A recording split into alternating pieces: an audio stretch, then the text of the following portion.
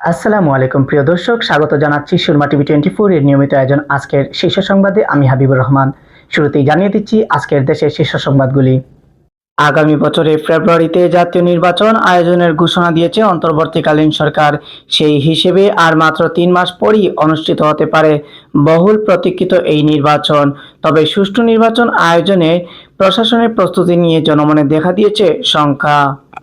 বিএনপির স্থায়ী কমিটির সদস্য সালাউদ্দিন আহমেদ বলেছেন, আমরা লক্ষ্য করি নির্বাচন এলেই একটি রাজনৈতিক দল রাজনৈতিক স্বার্থে ইসলামকে ব্যবহার করে জাতির মধ্যে বিভক্তি সৃষ্টি করতে চায়।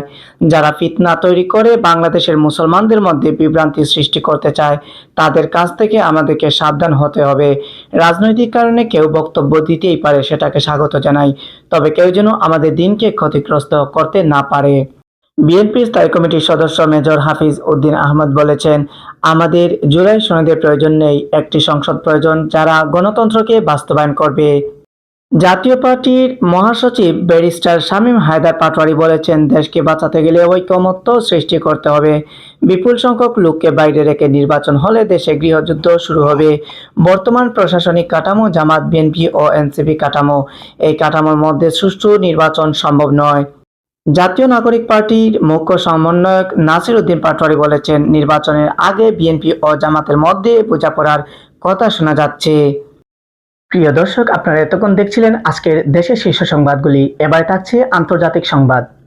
যুক্তরাষ্ট্রের প্রেসিডেন্ট ডোনাল্ড ট্রাম্পের কাছে ক্ষমা চেয়েছেন কানাডার প্রধানমন্ত্রী মার্ক কার্নি। সাবেক মার্কিন প্রেসিডেন্ট রোনাল্ড রিগানের এক পুরনো ভাষণকে ঘিরে তৈরি একটি অ্যান্টি টেরিফ বিজ্ঞাপন প্রচারের কারণে তিনি ট্রাম্পের কাছে ক্ষমা চান। ভারতের অন্ধ্রপ্রদেশে শ্রীকাকুলাম জেলার কাশীবুর্গা এলাকায় নবনির্মিত ভেঙ্কটেশ্বর স্বামী মন্দিরে পদদলিত হয়ে অন্তত 9 জন নিহত হয়েছেন। নিহতদের মধ্যে 8 নারী ও 1 শিশু রয়েছেন। এ ঘটনায় আহত হয়েছেন আরও অন্তত 17 জন। মালদ্বীপে 2007 সালের জানুয়ারির পরে জন্ম নেওয়া সবার জন্য ধূমপান নিষিদ্ধ করেছে। আজ শনিবার থেকে এর নিষেধাজ্ঞা কার্যকর করা হয়। দেশটির স্বাস্থ্য মন্ত্রণালয় জানায়, এই নিষেধাজ্ঞা কার্যকরে মালদ্বীপ প্রজন্ম অনুযায়ী তামাক নিষিদ্ধকারী একমাত্র দেশ। প্রিয় দর্শক, আপনারা এতক্ষণ দেখছিলেন আন্তর্জাতিক শীর্ষ সংবাদগুলি। এবারে থাকছে খেলাধুলার সংবাদ। 1 মাসের কঠিন পথ পাড়ি দিয়ে নারী ওয়ানডে বিশ্বকাপের ফাইনালে মুখোমুখি হতে চলেছে ভারত ও দক্ষিণ আফ্রিকা।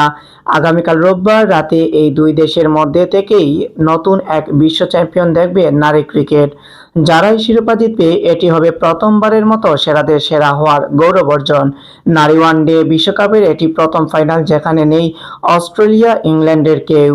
প্রত্যেকটা ক্রিকেটারেরই ক্যারিয়ারের বড় স্বপ্ন থাকে ক্রিকেটের অভিজাত সংস্করণ, টেস্টের সাদা জার্সি গায়ে জড়ানো। নাজমুল হোসেন শান্ত তার ব্যতিক্রম নয়। নানা সময়ে টেস্টের প্রতি ভালোবাসার কথা জানিয়েছেন শান্ত, কিন্তু হঠাৎ করেই সেই সংস্করণের নেতৃত্ব থেকে সরে দাঁড়িয়েছিলেন তিনি। তবে আবারও তার উপরই ভরসা রেখেছে বিসিবি।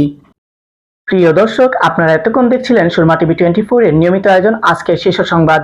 পরবর্তী সংবাদ দেখার আমন্ত্রণ জানিয়ে আজকে এখানে বিদায় নিচ্ছি। আল্লাহ হাফেজ।